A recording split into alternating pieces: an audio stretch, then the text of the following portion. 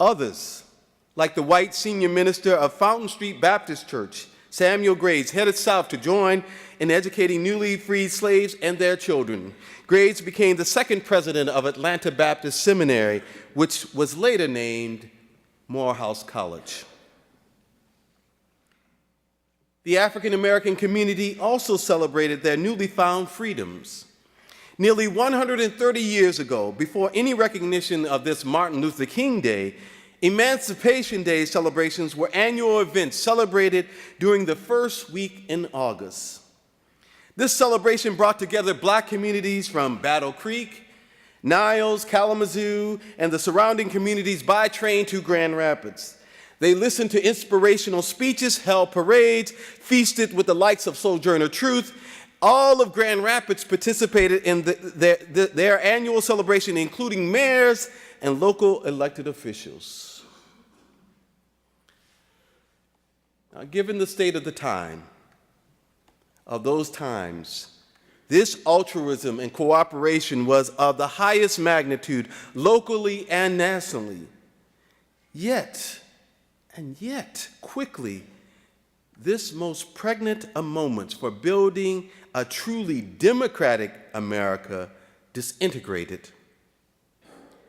As in slavery, economic interests created an atmosphere of ethnic rivalries.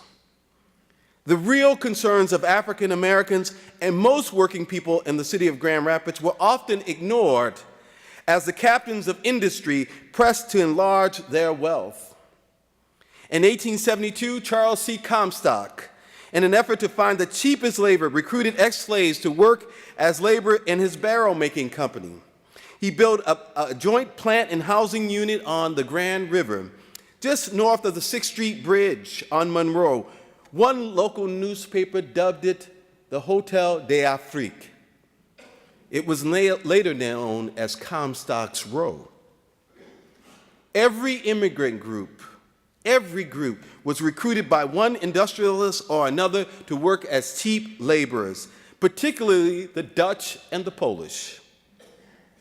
Racial and ethnic hostilities were used to exploit divisions among these people, all these people hungry to gain a foothold in our city. Now, the truth is, African Americans, in terms of social class status then, should have had more in common with working white ethnic communities. White ethnic communities, however, were blinded by their belief in racial superiority and their own dreams of amassing wealth and preserving their ethnic heritage.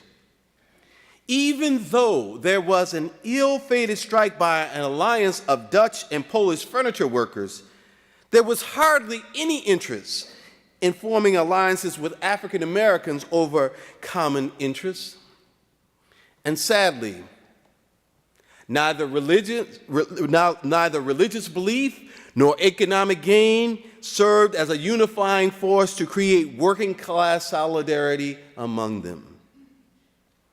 This is not to say that some white ethnic leaders did not publicly recognize the troublesome issues of race in our community.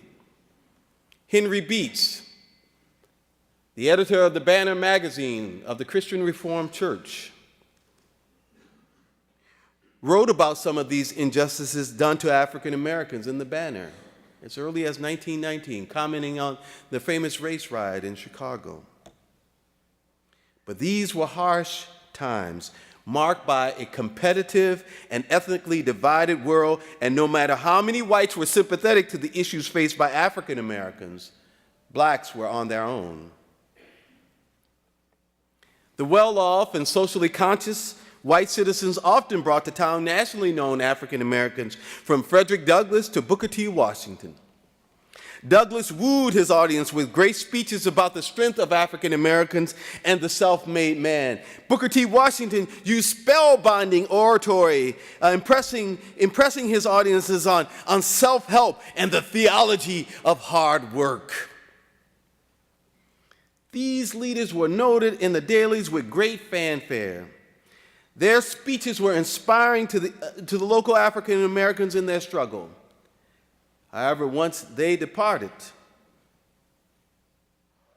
the life of the average person remained difficult. They were still discriminated against in clothing stores, purchasing shoes, going out to dinner, and purchasing decent housing. In addition to this discrimination, they were bombarded by others constantly describing their character as negative. Newspaper articles were littered with stories about vice, crime, poverty, and malice in describing the African American community. And I gotta say this, ain't nothing new about that. Despite this constancy of negativity, however, these people found a spiritual staying power, a power to reclaim their true selves. They defied caricature found in the larger society, which suggested that African Americans were less than human or merely children in adult bodies. In their own institutions, in their own small houses of prayer, named St. Luke, First Community AME, Messiah, St. Philip, Pilgrim Rest, True Light, and a host more, they created worlds where self-respect reigned. Derivative of this defiant spirituality was a sense of self that drove African American leaders to stand against racial discrimination and fight for the health of their community.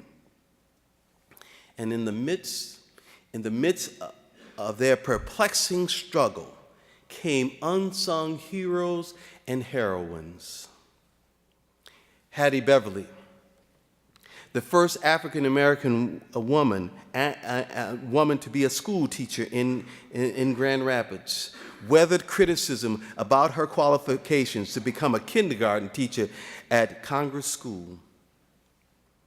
Joseph Ford, an ex-slave, the chief porter at the downtown train station, and the coke clerk of the Michigan Senate, defied his station to quietly influence legislators on behalf of African Americans, earning him the statewide nickname Senator Joe Ford.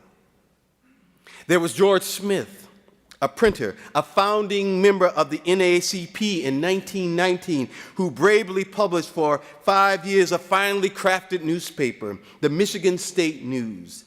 The news preached resistance to segregation and informed African Americans about their positive contributions to this city.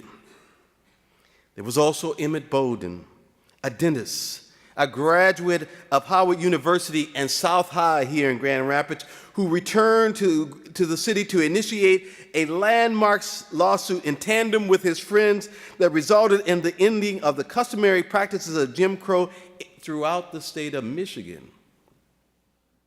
There was Ethel Burgess, whose interest in the young and creating a positive outlet for African American families, which have yet to be fulfilled,